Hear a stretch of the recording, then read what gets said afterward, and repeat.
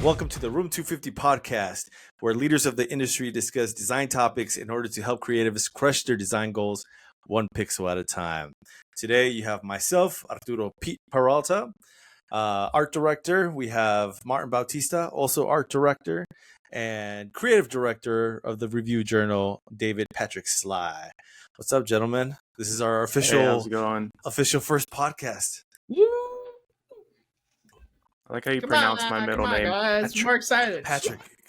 I mean, I'm just saying, it's I've done that since you first told us your middle name, so I can't help myself. But what's up, guys? What you guys been up to this week? What have it's Wednesday night. What have you guys done so far this week at your jobs? Working on some rebranding projects for our marketing, and then also working on an updated brand guideline. So something cool or like more corporate? A little bit more corporate. We do have some advertising stuff that we're trying to do, where we're trying to draw in, small businesses and leaders in their respective industries. Okay. I guess another thing, since this is our first episode, do you want to give a little bit about your background, a little bit of what you do at your current job, Sly? Sure. Yeah, I'm the creative director at the Review Journal. I oversee 6 people now. It used to be a lot more, but do I need to talk up more? No, my dog's squeaking. Oh, is that what that is? Oh, yeah. Sorry, I'm gonna kick him out. We're trying to be professional here, man. Yeah, so I oversee 6 people, and we have everything from a production artist to a lead designer. We do marketing, advertising, we do digital design, we do billboards. We make it happen. Awesome. Yeah.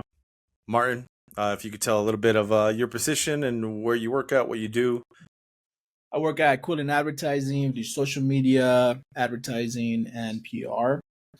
This week I was working on some golf ads. Super cool. Actually for Atomic Golf, Top Golf, Pop Stroke. No, for Mesquite Gaming golf courses. That's gonna be my next guess. Nice. Yeah. Nice. So that was actually pretty cool because finally we have 2 designers. So I got with my junior and I was like, all right, we're going to compete. Just how we used to do it. Do your concepts, I'll do mine. I'm going to do 2 concepts, you do 2 concepts. And then we presented it to our creative director. And then we didn't tell him who did it. And it was just like, unbiased. Yeah, just line pick. Tell us what you like, which one you like, pick. So it's cool because at the end they pick one of hers and one of mine. That's awesome. And yeah, and I don't know, have you guys worked on golf ads? Yeah. I did a thing for Pop Stroke, the mini golf thing, and Atomic Golf. So yeah, I've done some stuff. I've been doing golf ads for a while now, and it's kind of like the same thing over and over if you look at like golf ads. So it's at a point, like at the beginning, you're like, okay, cool, I have a bunch of ideas, and then as you work on them, you're like, oh man, now I got to think out of the box. So now we had to, like, these ads, I want them to be out of the box. I don't want them to be your typical, ball, tee up, grass, copy. Yeah. Like I wanted something different, something cool. That's very basic. Right, very basic, right? Or you have your typical like golf person swinging, super nice golf course, text and all that. I wanted something different, and I can't show them because they need to get approved first. But we'll definitely show them to you guys later. But yeah, I was pretty excited about that. Yeah, sounds good. Man. Awesome. What about you, Pete? What are you working on? Me, so obviously my name is Arturo Pete Peralta. I'm the current art director for Vegas Prime magazine. So today I actually shipped out issue 4. What are you laughing so for? Very nice. So much for Sly. The emphasis on Pete. This is the emphasis on Pete. I'm Arturo Pete Peralta. That's right. So shipped out issue 4. This is my first time doing publication at this caliber. I'm finally getting into my groove. I talked to the publisher and I'm like, hey, on Friday, let's have a conversation and see where I'm at. And like, if there's anything that you want to see of me, what can I improve on, if anything. And Nice. He was just like, hey man, like you are doing such a great job. Like I've seen the improvement. You're fine tuning everything. It looks great. It flows. It reads well. The designs are awesome. So He's like, I'm happy. I'm like, cool. Dude, So I'm happy to hear that. having that creative freedom like is tremendous. It's just it Mhm. lets me, especially at the caliber that we're at, like there's no one over my shoulder. I'm granted I'm the art director, but I'm not directing anyone except for myself. As of right now, it is still a startup, but it's just so nice to just put the headphones on and do what I need to do. And now I have it tuned down to I do the publication in about 4 days, and I can knock out everything. As long as I have everything with me, I could do the entire thing. So Nice. it's pages. 68 pages. God. So, but some of those are ads, right? So it's not like I'm designing that part. Those are just those are just placement, but everything else. Oh, those are coming in page ready. Yeah. I don't. Nice. We don't do any ads. Yeah. So when we get to that point, then that's where a junior will do them, and then we charge X amount. So as of right now, they have to be print ready. But nice. It's awesome to hear everything about you guys for this week. Nice. And on today's topic, I will toss it over to one of our leaders here, Martin Bautista. Martin, aka Tunis. Bunch of names. I wanted to start off by going down, through our origin stories. All three of us went to the Art Institute. I'm sure the design community knows about the Art Institute and the art institutes all over the U.S. Like what's happening currently in the news? I don't know what's going on with them. Well, with the whole student forgiveness. Oh, that's the I was going to touch bases on that, but I mean, we can if you want to. But go ahead. No, I just wanted to give a little kind of a history because I wanted to know, like, why did they fail, right? I went to high school here in Nevada, and I was in the art school, like the art classes. I was in advanced placement art. And when I was a senior, the Art Institute came to our school, our art class, every art class, and they gave a little spiel. Go to our school, do this, do shirts, blah, blah, blah, graphic design. They were promoting graphic design. And at the time, I was like, oh, cool, whatever. Moved on. Well, later on, when I was 24, that's when I wanted to go to college. And that's when I remember, I came to our school. Let me do some research. That's how my journey started. And I ended up going to that school. But now that I graduated and everything happened with them, I kind of wanted to see, like, hey, where did they start? What was their story? Why did they fail? But the Art Institute was established in 1969 when this company called, don't forget the name, Education Management Corporation. Oh, right there, red flag. Education. Doomed from the start.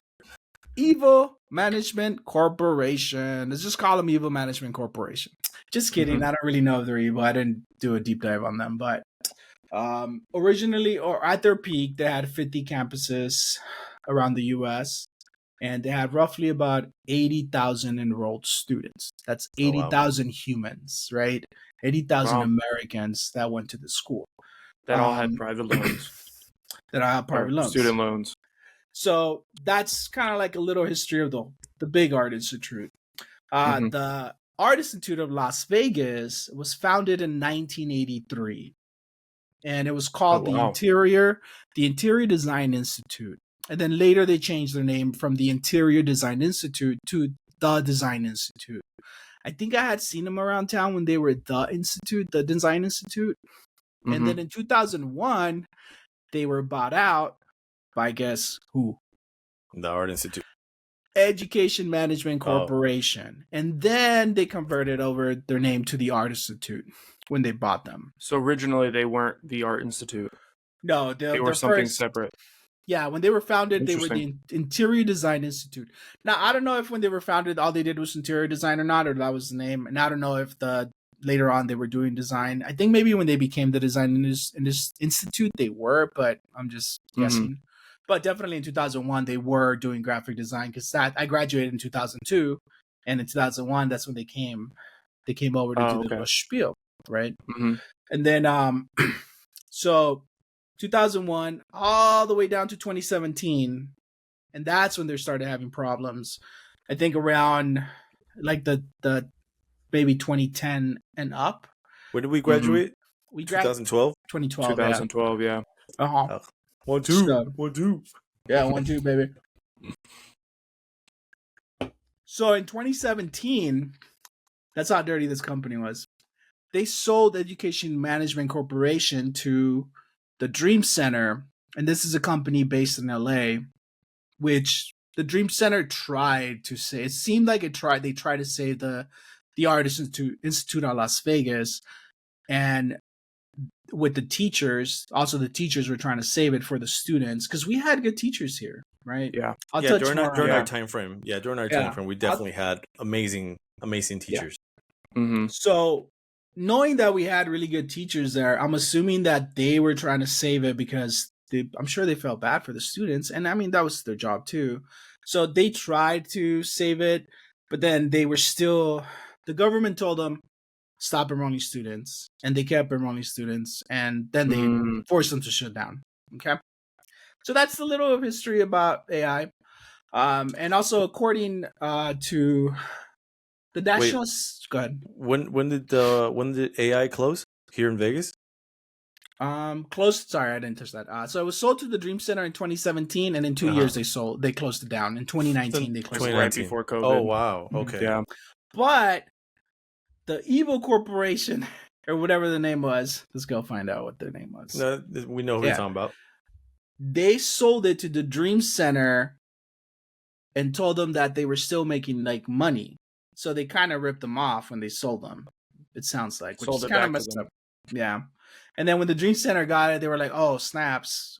We're like not gonna make any money off this." Yeah. But they still try to save it. Mm-hmm. The fact that they try to save it, kind of sucks. It's kind of nice that they try to do that, but it is what it is. According to the National Center of Education Statistics, the Art Institute of Las Vegas had an 18% graduation rate. 18% graduation rate. What? Yeah. And not only hold on, repeat that again so I could just to clarify.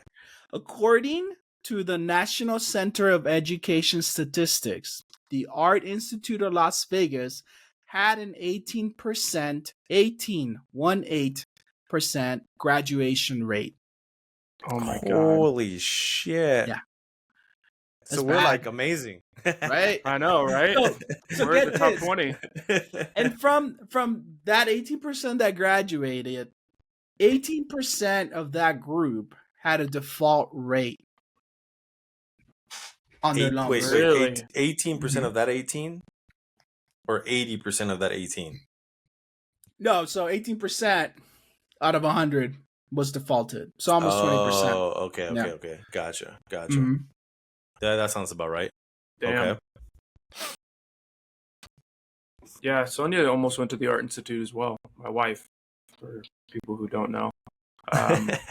Yeah, she went and she was like, what? I can't afford to pay this. She what got would have out been her major? Quick. Huh? What would have been her major? I think she was trying to go for culinary. Oh, okay. Wow. Yeah. But then we all decided to go. And then this one might hit you, Pete, but they got, I believe it was, I didn't write this down, but I believe it was like about 80% of the money that they got, their profits, were from the government. So, who do you think they were targeting, Pete? Vets? Yep. Because they wanted that vet money. Yep. So there you go. See. That's bad. Okay. It's all making sense now. Yeah. What's the saying? Follow the money. Follow the money, right? So my take on this, the thing that makes me really sad and that really pisses me off, and I'll be honest with you, I'm gonna just tell you how it is. What really pisses me off is that the Art Institute was actually a good fucking school here.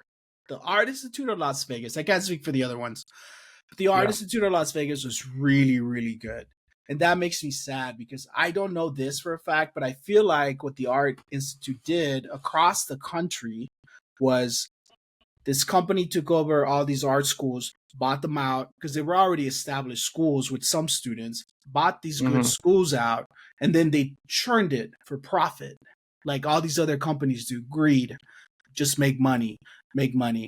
And that really makes me sad because the Art Institute was churning out really good designers here in Vegas. Like they we started know pushing that. out the good teachers too, because they started trying to make them get, or not make them try to, but they were making them get masters to be able to teach there. Yeah, Right. And some of the teachers weren't, you know, they didn't have masters at the No, time. they were just and designers. They didn't want to spend, you know, that amount of money just to get a master's to teach at the Art Institute when they already had all of the experience. Well, some of those teachers were actually promised a reimbursement for their Mhm. degree. You know, one of our favorite teachers, I'm not going to say his name until we talk to him, but Yeah. he was promised. He also went to the Art Institute, graduated, and then went away for 10 years. That was their Mhm. rules and I remember. regulations before you could teach there again. Mhm. And then he taught, and they're like, yeah, you need to get your master's after we graduated.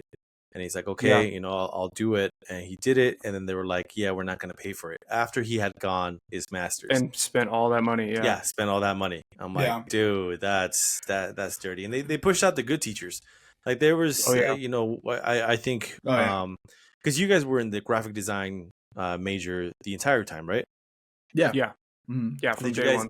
did you guys interact with any of the other teachers, like the sound, audio, the screenplay, like the life drawing? I'm talking about like the Life drawing, the Di Malantas, the Andersons, Anderson, those A people. little bit here and there. I actually interacted with a little bit more of the culinary, because my ex, she went as well for culinary, so I got to interact a little bit more with some of the culinary teachers as well.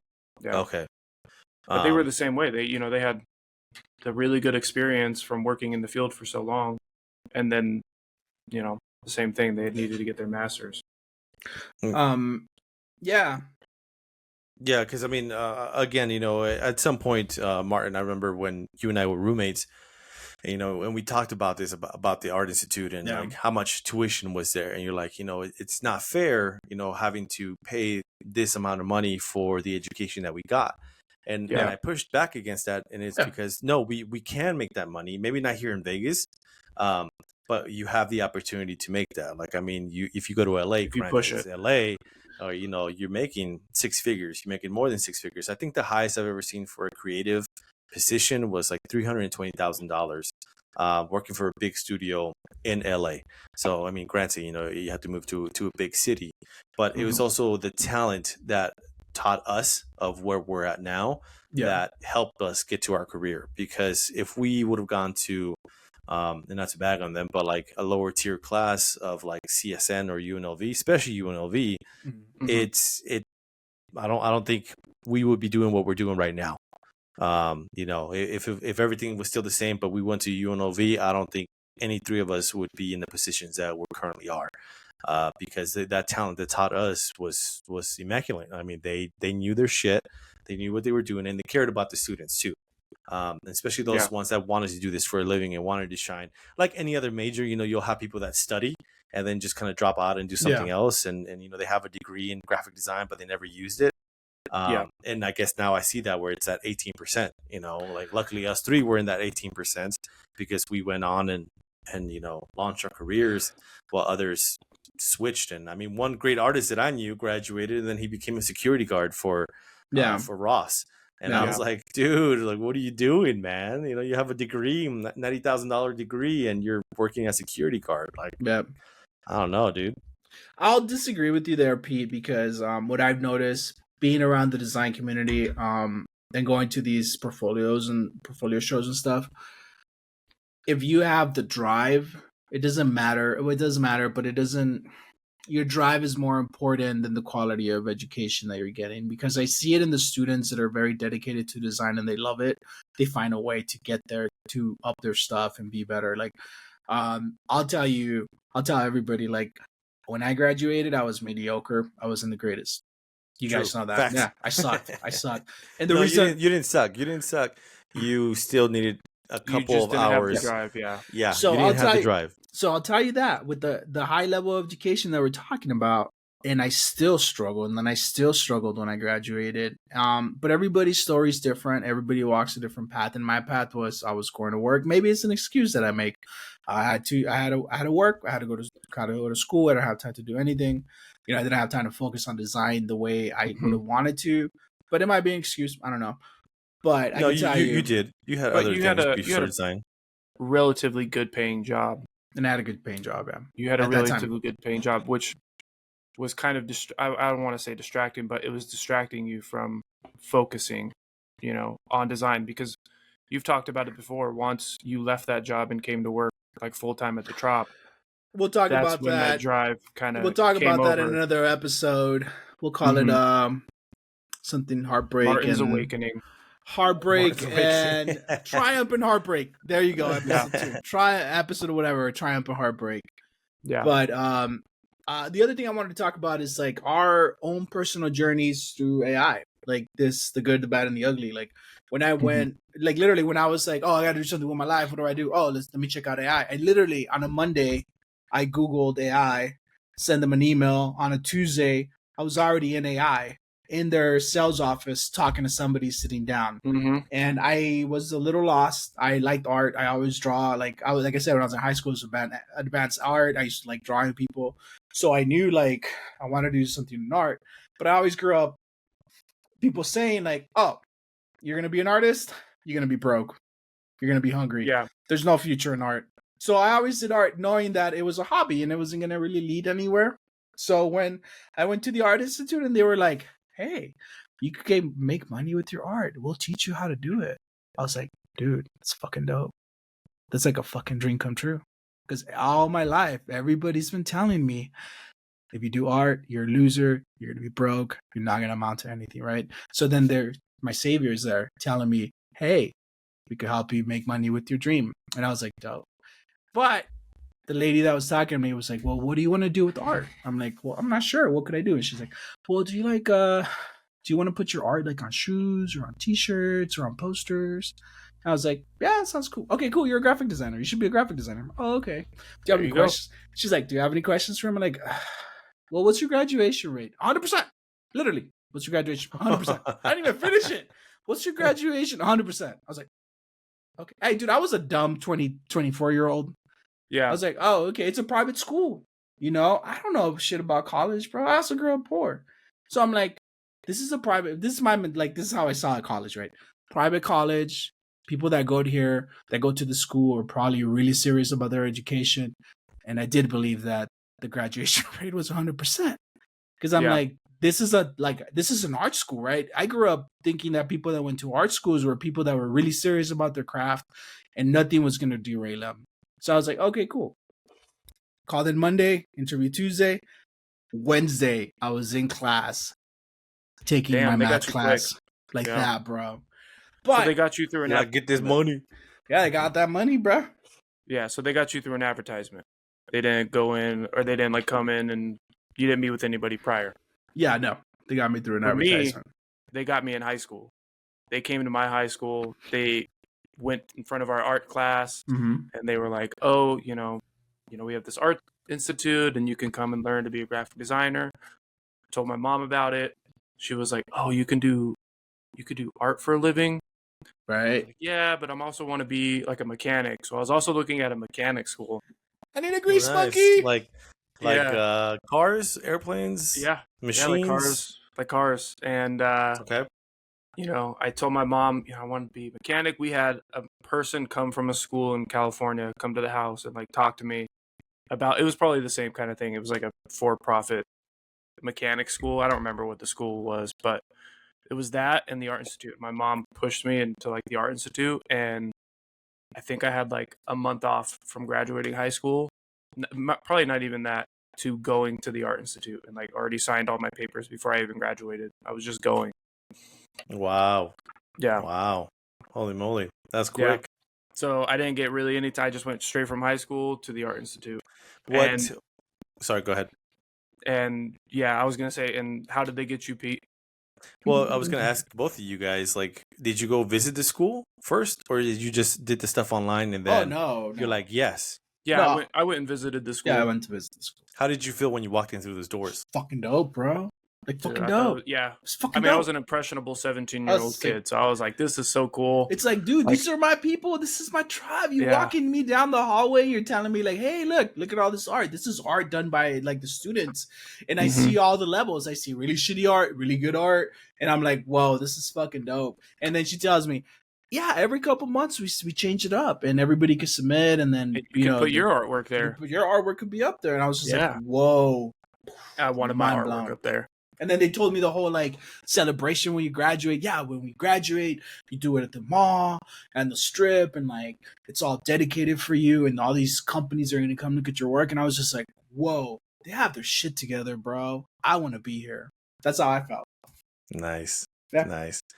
Yeah, for me, I was active duty at the time, and I was National Guard, and we had orders for 2 years. So we were coming off of orders, and I came back home, and honestly, I didn't know what to do. Like, I was 22, 23 at the time, and I'm like, okay, I have to get a job. I have to do something with my life, right? Obviously, I still have a contract on the Army. I can go active duty, but I just didn't want to do that at the time. Iraq was popping off. I was waiting on orders on that. That never happened. So I'm like, okay, I got to do something with my life. I did construction for one day, and I said, yeah. You're like, let me go back to my roots. Yeah, I said, nah, this ain't for me, man. I'm not that kind of guy, and I give those guys props every single day, because that is one tough Hard fucking job. work. Yeah, It's hard work, and Especially here in Vegas. I was and I was at home, and I saw a commercial on TV for what I thought was the Art Institute, but it was it was some other art school. And it was like, submit your illustration. Like, we'll give you a test, submit your illustration, and we'll grade it, and then we'll send you back a test or a grade, and based off of that, we'll see where you could fall, if you could enter the school.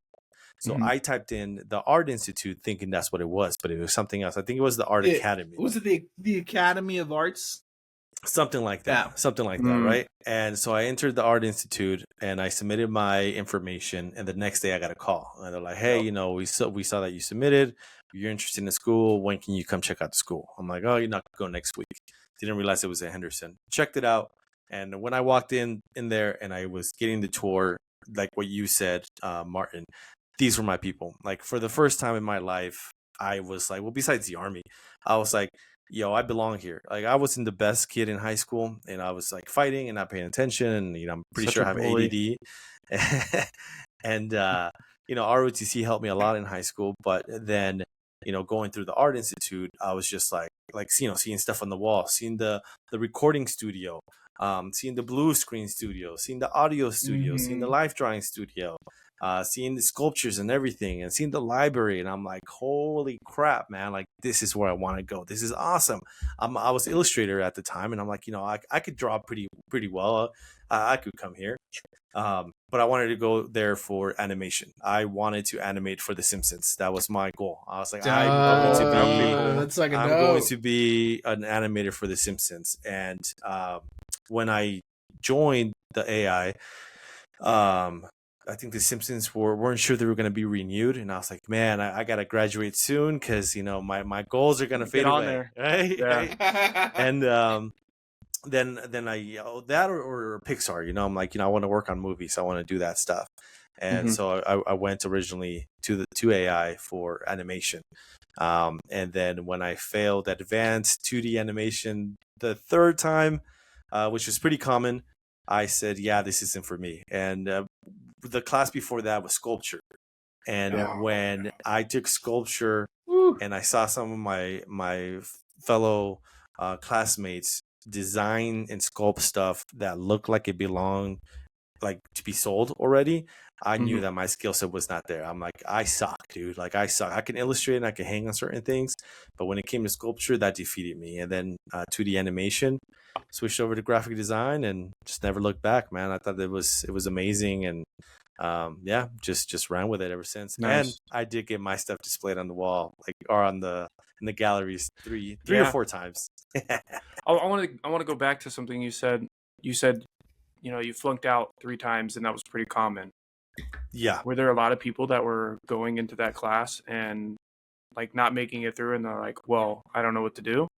Yeah, that class, advanced 2D animation, was that, because so you had to do a 10-second animation for your midterm, and then a 15 or 30-second animation for your final at 60 frames or 30 frames. I can't remember, but it was known that if you passed the first time, you were like amazing. You were going to be at Pixar immediately.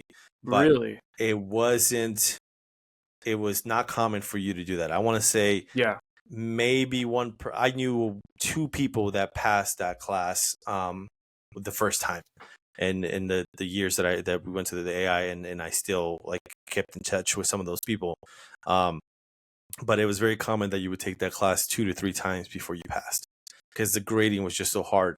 But the thing that confused me about that was that the teacher wasn't an animator. Like, he wasn't an illustrator or anything. He worked on the movie Anastasia. He had some scenes, so he did animation, but he didn't illustrate. He didn't animate. He was like an audio copyright. I never understood that part. It was the dude with the long hair. He looked older. He looked kind of like Mr. Burns and Smithers mixed together. But did they tell you about that though when you were getting into the animation? Like that no, could be a wall? They didn't tell us that at all. I mean, they sold me the dream of like, you'll graduate, you'll design, we'll help you get a job and all that other stuff. But no one, it was through other students that they told us like, hey, you're probably going to fail this class. Like, you're going to fail this class. Dang, okay. And I mean, I tried. I mean, it's a hard class, like learning traditional 2D animation. That's why I still love it to this day. And I respect that craft a lot. But it's hard, man. It's hard. Like, when even me just like kind of bending over like this, okay, what does your shirt do? You blinking, your movement on your face, your hands, like everything moves. And it's a hard class to pass. So, it was just after the 3rd time, I'm like, I'm just wasting my money. Obviously, I'm not good at this. I need to figure something else out. Cool. Did they roll those credits over for you? Did those transfer like to graphic design? So some of them did, some of them didn't. I think the majority of them did transfer over. There was like a few that did not. So I had to take, like, I didn't have to take actually no, I had to take everything. So like my Maya class, right, when I took for 3D, that didn't transfer over because graphic designers don't use Maya. Don't use Mudbox. Might, but yeah. So it wasn't anything like that. So I learned that software for no reason. I mean, I still kind of know it, but it's been a minute. I wouldn't be completely lost playing it again, but And the other thing about the Art Institute that I didn't like was they didn't structure it right for people that never had any kind of like history with design. So I remember my first quarter, they put me in a typography class, and they're like, "Oh, just do it in Illustrator." And I was like, "What the fuck is Illustrator? Like, you want me to illustrate it?" They're like, "You don't know how to use Illustrator?" I'm like, "I don't even know what the fuck that is." Like, what do you mean do it in Illustrator? Like, what does that mean? I remember opening up the program and then just looking at it like, now what? Like, what do I do? Like, none of my classes in the very beginning were programmed, but I had certain classes that had to deal with like Illustrator or Photoshop. Yeah. See, that was in my path because they set me up because I told the lady, I was like, I don't know any of these programs at all whatsoever. So they set me up with the beginner classes. So I had good structure. Maybe because you were already in a different program, they probably assumed that you know how to use those programs. Maybe. I don't know. But real quick. All right. So, Pete, the good thing about AI that you loved? The talent that taught us and the friendships that we made. I mean, we've been friends for freaking over 10 years now. We met in college. 12 years. Yeah. 12 years, 12 Well, we graduated in 2012, but we were friends prior to that. Martin, not so much. But I was really going to say, like, when I met Sly, I thought Sly was artsy fartsy, and I was like, ugh. And then when I met you, I thought you were, like, full of yourself, so I was like, ugh. But then... I am. But no, like, I got... It's not false. Yeah. But no, I owe a lot of my design skills to you guys. So I'm like, you guys are my best friends, my closest friends. Yeah, you guys are my best friends. So for Pete, the good, Sly, the bad. What was bad? What was bad for you? What was bad for you? He never got his artwork on the wall. I did get my artwork on the wall. Which piece? What piece? I got a big banner for an art show. Like, I designed the. It was like a banner. You were working the faculty one, right? Yeah, it was a faculty one. So I did get Yeah. some artwork on the wall, but I was never really like. I mean, I know how to illustrate, but not like some of the really good people. Like Brandon Lynn always had his artwork up on the wall, like those Oh, huge paintings. that dude's freaking Oh, awesome. Brandon, yeah. And I Yeah. could never compete with that. But Yeah, no. I think I had maybe like if one you would have other. kept up. Yeah, if I would have kept up with it, maybe I could have done something. But I think I had like one, like packaging piece that I had done that I thought was pretty cool. But for the bad, Yeah. I would say some of the classes that they made us take, I didn't really feel a need for. Like Such as Martin, you said you didn't have any experience with any of the programs. I had a lot of experience, not only from like school, but like I messed around in these programs because me and some of my friends tried to start a t-shirt company. So I already had prior knowledge of like Photoshop and Illustrator, and like those classes that I was in, like they didn't test me for it. So I got in those classes and it was just, I'm relearning the same. I already know how to do all this. I know how to do this, and this. So I feel like I paid for classes that, I didn't necessarily need in the beginning. That makes sense. But I did need some of those remedial, English and math classes. The maths. Yeah, I was gonna say. Yeah. All right, The let me ask you the real question. The core classes that count for you to get a degree. What math did you start off at? Bro, I started at the 99. bottom. Bottom. Bottom for me too, bro. Bro. Yeah, bro. When I walked into the class and he was going over the math stuff, I was like, "Damn, I'm a dumbass." I was like, because I knew what he was talking about, but I'm like, is this how low I fucking scored? It wasn't math 101. It was math 99, bro. That's like legit entry level fucking math. And I'm sitting there and I remember looking around at everybody and half of these people were like confused. And when we took a break and we walked out and like, it was silent. It was silent when we walked out and one guy goes, "Fuck, I scored really low to be in this class." And I started laughing, like all of us started laughing. Like, yeah, dude, I'm the same boat. Like, apparently I don't know math because I don't, what the fuck? They're teaching us 1 + 1, man. Bro. Like, it was just Dude, fractions. Like, my math class, my first day in math class, right, where the teacher's talking about the curriculum and then you kind of go into math, everybody was like, you're like, what the fuck? This girl had a panic attack and started screaming at the teacher, "I don't get it. I don't understand." And the teacher's trying to like calmly explain to her. She's like, "I don't get math." Walks off, runs off, and on break we're like, same shit as you, like, fuck, do you guys get the shit? No. No, I got it. I just didn't realize that I scored so low on my math that I was relearning this. Yeah. I'm like, why am I relearning this? I know this. Apparently not, because freaking I was in that stupid class. But I was just like, yes, I know fractions. Yes, I know multiplications. Yes, I know division. Like, yes, I know decimals. Like, what the fuck is going on? Okay, bro. But just how he was teaching it, I was just like, wow, I guess I don't know this, obviously. So it was, that was something else. I will never forget that experience walking out of that classroom. Yeah, I do agree with that, Sly. That is pretty bad. And I think that to me, I'll touch on the ugly. It was just blatant greed. We saw it. What you just said right now, the fact that they put you in classes that you didn't really need. They just wanted to get that money off you. They raised our tuition while we were already there, like what, 2-3 times, I think. Mine was raised one time, and I remember a quarter or 2 quarters after I started, one of my classes, one student said that he got locked in at like 125 or 112, and I was locked in at 87 at the time. And I was like, whoa, why did same degree as mine? And he's like, yeah, I'm locked up. He only did 1 quarter. Then he dropped, and I asked him, I was like, hey, like what happened? And he's like, dude, the school's too expensive. Like I can't afford that. And I was just like, then that's when he told me how much, and it's just like, holy and then shit, that's man. how they like, got all of us with loans, Yeah. Yep, 100%. It's crazy, man.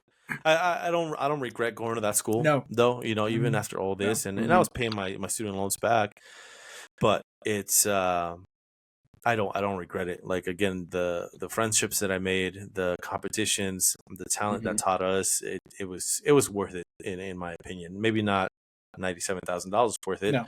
but if it was a regular $40,000, $50,000 school, I would have been just fine with it. No problem. Yeah. Now, do you guys want to talk about the loan forgiveness stuff, or don't touch that? I just we can or we cannot. I didn't get loan forgiveness. I did a refinance. Did you look into it because- though? Yeah, I refinanced into private loans, so private loans are exempt. Yep. So I was, I had I think like 12 to 15 different loans through the government, and they all had varying degrees of percentages on them. And obviously I took remedial math, so those numbers scared me, and I was like, I don't want to be paying all these different loans. They all have different prices on them, and they all have different APR on them. So I was like, well, man, I should probably do this. And then I went on, the thing where they stop it for a long time because I didn't have a job. Forbearance. Yeah. Forbearance. So I took all of my forbearance that I could. Then I came back, and then I had to get on like the payment like they see how much money you make, and then they lower it to that. Yeah. And that was even too much for me. But there was other issues with that because I moved in with my ex, and I probably shouldn't have done that. I probably should have paid that off. But then I was like, well, this other bank is offering me, to consolidate all that on a really nice payment and a really low APR. I'm gonna do that. So I did that, and I was like, oh, okay, cool. And then, it kept coming up here and there that they were going to do, loan forgiveness. And I was like, oh, cool, maybe I'll get that. And then I found out I have private loans, and I was like, I'm so effed. Ooh. But thankfully,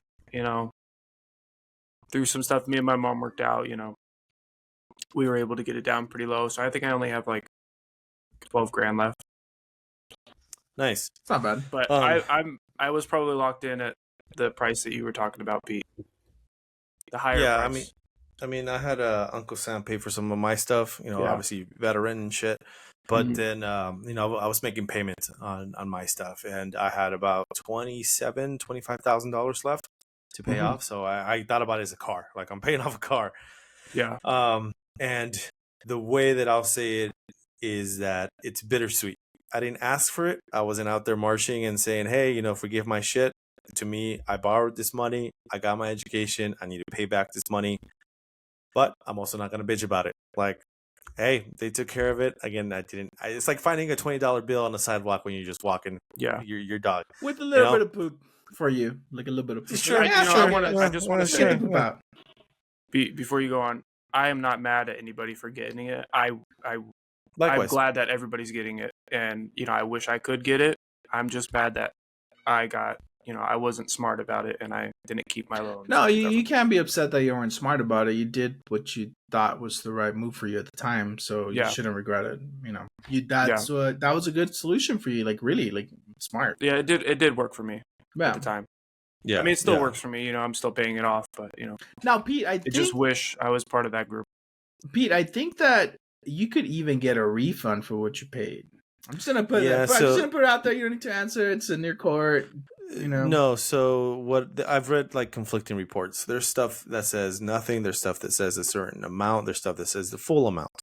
If I get my full amount, that's amazing. Again, I was paying my stuff. I was doing I borrowed this money. I was paying this money back, but I'll take a pass if it's right there. So I'm not going to be complaining about it whatsoever, and I don't blame anyone that did take it. If we don't know anyone's financial situation, we don't know everyone's financial situation. It's bittersweet. It's bittersweet. Yeah. As a nation, as a patriot, I think about it one way. As a student in debt and still paying off my shit and working, I think about it in a different way. So yeah. You have two perspectives. You have the real life perspective which you're like, whoa, yeah. And then you have the perspective of being, having some pride and being, that side. I get it. But How about you, Martin? How do you feel about it? I feel like I'm more on the other side. Like, I feel like it was the right thing to do because, the Art Institute, well, I'm a little conflicted too, but the Art Institute was literally like going to a high end school. So I did understand that going to the school was going to be a little bit more expensive. At 24 years old, though, I was not very bright. And I really thought that when I was we all did. A lot of us, maybe not you guys, but a lot of students from AI thought they were going to graduate and make $50,000-$60,000 a year. That's what everybody thought. So I was like, yeah, that's what they advertised. Yeah, I'm gonna make bank when I get out. So $100,000, like $90,000, $100,000, that ain't nothing. I could pay it off. It's not gonna be a problem, right? And then I graduate, and guess what? I'm mediocre. And guess what? Most students that I that graduated were mediocre. I want to say from the people that graduated, maybe 5 of them were like, whoa. And even if 5 is a lot, I don't know, Pete, how you think about that. From the whole group, like from one group we graduated at that one time, a portfolio show, I felt like every portfolio show, there's probably like 5 people that were amazing, that were going to get really good jobs, and they're going to make those $60,000 a year at the time, 2012. Mm-hmm. What do you guys think about that? Yeah, I think that's a true statement, but I don't think I was part of that group. No, you were. Though I feel like I was. You were. No, like you and Pete sure were. You guys do. I have imposter syndrome, so when I was graduating, I was like, man, I remember that. I'm not, I'm good, but I'm not as good as half the people here. Although I did win that award. But so you were obviously one of the top 5. I always I always thought somebody was better than me, and I still kind of have that. But working with you guys, helped me get my confidence up. I already was working at an advertising agency when we graduated, so I was like, I'm already making money. 5. Like I'm good. Like I'm solid. Mm-hmm. But I knew that I wasn't gonna make 60 right off the bat. I knew I was gonna make 40, 45. If I make 45, I was like, fuck yes, like I made it. I'm good.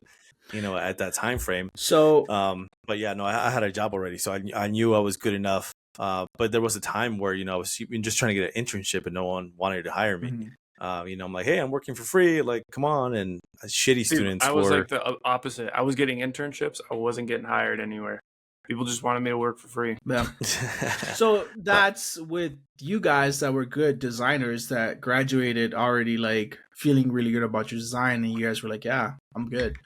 I was a mediocre designer. I wasn't the greatest. I was okay. I was good. Like I could probably go work at a t-shirt place and then, move up slowly. So me, I was not going to make those $40,000 a year. I was probably going to make like $12, $13, $14 to start off. And I already knew that I was going to have to work 2 jobs, which I did. I worked as a front desk clerk at Excalibur, and then I worked as a designer, which, it was cool when I was making that front desk money, and then like helped me out to have another job. So my design job was just like, making a little bit of money here, and then my main job made pretty decent money. But I couldn't pay what they wanted. $600 a month for my student loan, I couldn't pay it. And on top of that, I had child support. And even to the point where double whammy. Yeah, so it's a double whammy. So then they did the forbearance for me all the time. All this time it was forbearance. Yeah. Every time I called, I was like, even at a time I was like, oh my God, I'm just getting interested on my loans. I'm not paying anything. I've never made a payment, bro. I made like a few payments here and there. Every time I tried, they were like, nope, you don't qualify. You can't make any payments. You don't make enough money. And then even one time I called them and I was like, hey, could I just pay $100 like for the rest of my life? I'm cool. I was already in that mindset. I don't care if I pay $100 for the rest of my life for this. If it's in there, $100 ain't bad. But I can't pay $600-$700. That's unrealistic. I couldn't. Yeah.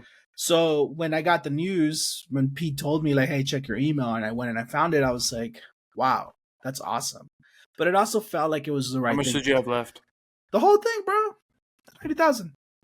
The $90,000. I know. I'm sorry. Damn. You guys are probably hella pissed.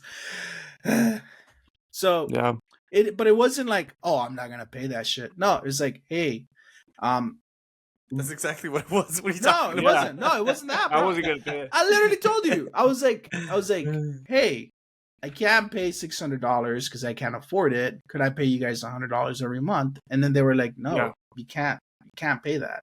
So realistically, it was unrealistic expectations from the school to be charging Yeah. that much money when they knew that, first of all, there's not going to be a bunch of jobs in the industry for every designer that graduates. And second of all, not every designer that That's true. graduates from our school is going to make that $40,000, $50,000 a year. Some of them are Yeah. mediocre, and that was me. They're not going to make that amount of money. Even when I had two jobs as a designer and a front desk clerk, I didn't make enough money. So to me, it was like, it felt like the right thing to do. But that's not what I wanted. To me, I was like, hey, cut it down to like $30,000. That's fair. $40,000. That's fair for the type of education that we were getting. We didn't go to school to be rocket scientists, right? We didn't go to school to like do that kind of tech, like a big job. So I feel like $90,000 for a graphic design job, it doesn't make sense, even though we did sign up for it, right? And the only thing I could counter So that, you didn't expect to pay it. no, I'm just kidding. I'm just kidding. fuck up. Okay, so that's my All take right, on no. it. Yeah. So let's close this out. What piece of advice or what design tip would you give right now to a student, Martin?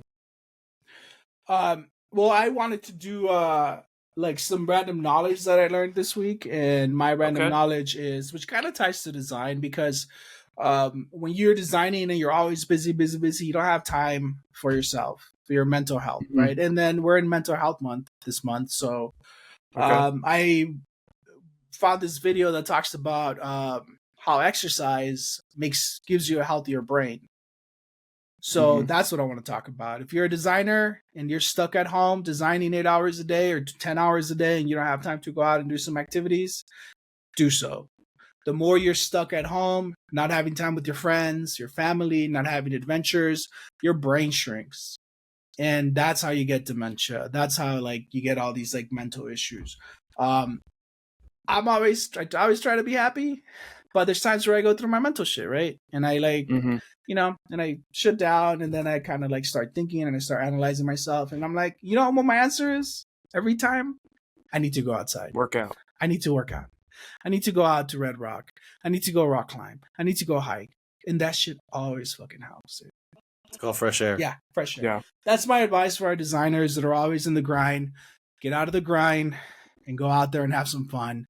Go have some fun with your friends or by yourself, but go out and have activities. Exercise is good for your body and your mind. Yeah. Nice. Okay, so I'd say my piece of advice is, if you get some artwork, from a client and you don't know where they made it, if you just get a PDF, open that in Illustrator, open that in Photoshop, open that in InDesign. One of those programs is going to be able to open that to be able to get you some working files to quickly go in and edit something. Nice, that's a good one. For something, open it in one of those programs. And if you're missing the fonts, go into go into the Acrobat, Adobe Acrobat, flatten the file, open it. It'll be fine to be able to just work it, make your quick changes, be able to get something at least approved back, quickly and on time. Obviously, something happened this week for him to say that. Well, not happened to me, but somebody Nice. I know. Well, Nice. I'll say today my designer had to leave. They had an emergency. She was working on a job. She took her laptop, didn't get the files. I was able to grab her PDF and rip, like you said, open an Illustrator, rip the elements I need, mix it with the other stuff that I did have access to, and I was able to get that job done today and approved. So that's actually, I don't know. It's a quick tip. Yeah, that's a pretty quick advanced tip. I call that the duct tape method. Yeah, Frankenstein. Yeah, duct tape that shit real quick. Yep. For me, I would say, don't forget to do something fun. Yeah. We grind, we are creative, we do all this shit. We do it for clients, we do it for friends, we do it for family. Do some fun shit for yourself. Even it doesn't ever have to see the day of light or the light of day. draw something on your iPad, do something in Photoshop, retouch something, recolor something. Just do something that's fun, that has no pressure, and it's just, maybe it's learning a new tool, maybe it's changing your profile picture and making some cool Photoshop effect. Just do something fun that has no pressure. It's remember why you love this passion, why you do this for a living. Do something fun. Yep. I love it. Yep. Cool. Awesome. Good shit, All right, guys. guys. Well, All right. that wraps up episode 1. This, we'll have a little review, and this will probably go on YouTube and Spotify, and then we'll go from there. And then we are trying to do this every week. So this is going to be a weekly or a bi-weekly at the latest drop. But hope you guys enjoy. Hope you guys enjoyed the first episode. It's only going to get better from here. And cheers, boys. It was fun. Cheers, guys. Get your ice pack. And don't forget to wait till this is 100%. Yeah. Sounds good. Later, Later. guys. Nice-